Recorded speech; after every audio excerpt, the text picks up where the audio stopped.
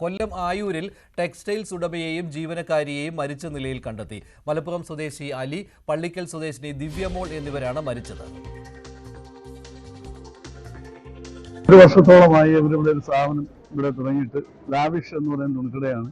ഇവിടെ ഒരു ഞാൻ അറിയാൻ കഴിഞ്ഞത് തേവന്നൂരുള്ള ഒരു സ്റ്റാഫും അതുപോലെ തന്നെ മലപ്പുറത്തുള്ള ഒരാളാണ് ഈ സ്ഥാപനം തുടങ്ങിയത്.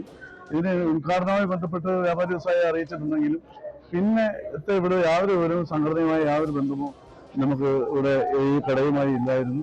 തീർച്ചയായിട്ടും ഇവിടെ അറിയാൻ കഴിയുന്നത് ഇവിടെ ഈ തുണിക്കടയുമായി ബന്ധപ്പെട്ടുകൊണ്ട് ഈ പുറംലോകവുമായി യാതൊരു ബന്ധമില്ലാത്ത രീതിയിലാണ് ഈ കട നടന്നുകൊണ്ടിരുന്നത് എന്നാണ് ഞാൻ അറിയുന്നത്.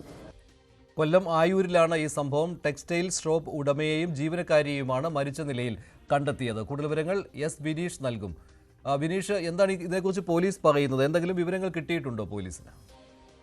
മഞ്ജുഷ, കൊല്ലം ആയൂരിൽ പ്രവർത്തിക്കുന്ന ലാവിഷ് എന്ന ടെക്സ്റ്റൈൽസിലാണ് ഷോപ്പിനുള്ളിൽ ഇരുവരെയും തൂങ്ങി മരിച്ച നിലയിൽ കണ്ടെത്തിയിരിക്കുന്നത്. കടയുടമ കോഴിക്കോട് സ്വദേശിയായ അലി, പിന്നെ ഇയാളുടെ മാനേജറും തേവന്നൂർ സ്വദേശിനിയുമായ ദിവ്യമോൾ എന്നിവരെയാണ് തൂങ്ങി മരിച്ച നിലയിൽ ഇന്ന് കണ്ടെത്തിയത്. കടയുടെ ആവശ്യങ്ങൾക്കായും വസ്ത്രം വാങ്ങാനുമെല്ലാം ബാംഗ്ലൂർ, കോയമ്പത്തൂർ തുടങ്ങിയ സ്ഥലങ്ങളിലെല്ലാം ഇവർ ഒരുമിച്ചായിരുന്നു പോയിരുന്നതെന്നാണ് ജീവനക്കാർ പോലീസിന് മൊഴി നൽകിയത്.